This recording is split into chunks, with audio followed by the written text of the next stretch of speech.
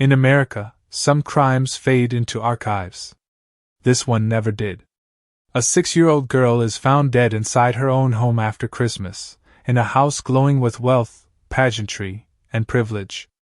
At first, it looks like every parent's worst nightmare: an intruder, a kidnapping, a child stolen by darkness.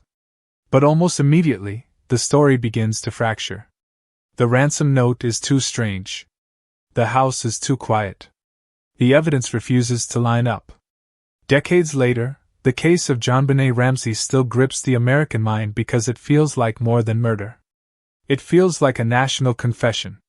Christmas had barely ended when the illusion shattered.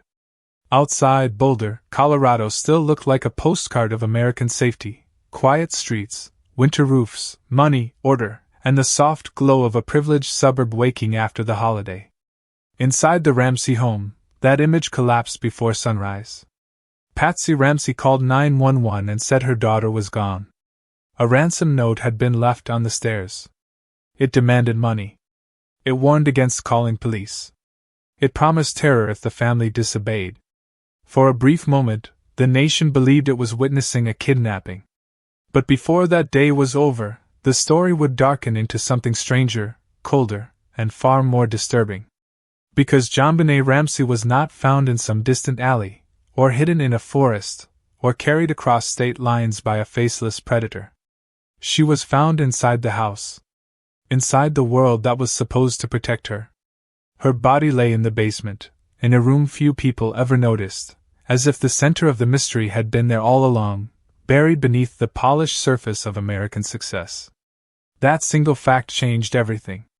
It transformed the case from tragedy into obsession. And once the country saw the photographs, the pageant dresses, the perfect family portraits, and the grand brick home framed by snow, the crime no longer felt local. It felt symbolic. This was not just the death of a child. It was the collision of innocence, wealth, media spectacle, and suspicion. JonBenét was 6 years old, famous in a way no child should ever be, dressed up for pageants with crowns, sequins, and practiced smiles that made some viewers uncomfortable even before her death. After the murder, those images spread everywhere. They became part of the story, and then, in a deeper way, they became the story. America was no longer looking only at a crime scene. It was staring into a cultural mirror, asking what kind of country turns childhood into performance, grief into entertainment, and uncertainty into permanent public theater. And then there was the note. 2.5 pages long. Written inside the house. Oddly theatrical. Specific in places, bizarre in others. It asked for $118,000, a number eerily close to John Ramsey's bonus. It sounded less like a message from a hardened kidnapper and more like something assembled from movies, fragments of authority, and borrowed menace. Investigators saw it, and immediately understood that this was no ordinary clue. It was either the key to the entire case or the first deliberate attempt to bury the truth under layers of performance. That is one reason America never let go. The crime arrived already wrapped in contradiction. Almost every major detail seemed to point in two directions at once. An intruder theory had openings. A family theory had openings. The crime scene contained evidence, but also contamination. The house was large yet intimate. The parents were grieving, yet scrutinized. The police were determined, yet divided. And over time, every attempted answer seemed to deepen the uncertainty instead of resolve it. What made the case unforgettable was not only that a child died, but that the meaning of what happened seemed to keep moving just out of reach. Beneath the headlines, beneath the suspicion, beneath the arguments about guilt, innocence, class, and media hunger, one haunting question remained: if the truth was hidden in that house from the very beginning, why has America still never been able to see it clearly, even after decades of arguments, documentaries, theories, accusations, public doubt, and silence? To understand why this case still refuses to die, you have to enter the machinery behind the mystery. Not just the evidence, but the way evidence behaves when fear, status, error, and publicity begin pulling it apart. JonBenét Ramsey was killed in a house that should have preserved the truth. Instead, the truth seemed to dissolve almost immediately. friends entered the home. Rooms were crossed and recrossed. Assumptions formed before the scene was fully controlled. In most murder cases, investigators build a story by narrowing chaos. Here, chaos became the story itself. And once chaos hardens into public memory, it becomes almost impossible to reverse. The first hidden mechanism was simple, but devastating: contamination. The Ramsey home was not sealed with the ruthless precision that a crime scene involving a missing child demanded. People moved through rooms. Emotions overruled procedure. Later, John Ramsey discovered JonBenét's body and carried her upstairs, a father acting in horror, but also a man unknowingly altering the geometry of evidence in a case that would depend on microscopic details. In a mystery like this, timing is everything. Footsteps matter. Fibers matter. Silence matters. Move one body, touch one surface, shift one assumption, and the story begins to fracture into possibilities instead of facts. Then came the second mechanism: narrative gravity. The moment investigators and the public saw the ransom note, the case split into competing worlds. In one world, an intruder entered the home, wrote the note, killed the child, and vanished. In the other, the note was staging, created to redirect suspicion after something terrible had already happened inside the family's private universe. Each theory produced its own logic, and each logic shaped how every clue was interpreted afterward. That is the trap at the heart of many famous crimes. Evidence does not speak in a vacuum. It is pulled by belief. And belief, once televised, becomes its own form of force. The note itself seemed to belong to another dimension of the case, almost like a script dropped into reality by someone who understood performance. Its tone shifted from threatening to theatrical. Its length was extraordinary. Its phrasing felt strangely cinematic. And the amount demanded was so oddly specific that it fused the personal and the bizarre in a single detail. To some, it suggested inside knowledge. To others, it was exactly the kind of misdirection a manipulative outsider might use. Either way, the note did something fatal to the investigation. It turned the crime into a puzzle the entire country thought it could solve from the couch. And America did what America often does with unsolved horror. It professionalized speculation. Former detectives, television hosts, tabloid producers, handwriting analysts, behavioral profilers, retired prosecutors, and armchair theorists all stepped into the vacuum. Every expert seemed to see a different shape in the fog. Some focused on language. Some on family dynamics. Some on the basement. Some on the possibility that the killer had used familiarity, patience, and the architecture of the house itself as a weapon. The case stopped being one investigation. It became a battlefield of interpretations.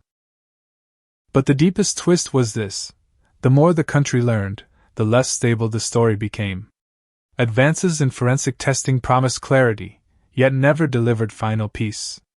New interpretations reopened old wounds. Public opinion swung like a pendulum. At times the family seemed persecuted by suspicion. At other times the unanswered details felt impossible to ignore. Even decades later, the case sits in that same terrible space between knowledge and certainty. Not because nothing was found, but because too much was found without a single explanation strong enough to silence the rest. And that may be the most unsettling truth of all. The JonBenét Ramsey case is not merely a mystery with missing pieces. It is a mystery with too many pieces, pieces that almost fit, pieces that suggest design, accident, performance, panic, intrusion, intimacy, and concealment all at once. Which means the real horror may not be that the truth disappeared. The real horror may be that the truth was there from the beginning, scattered in plain sight, and America still does not know which version of it to believe. And that is why America never truly moved on.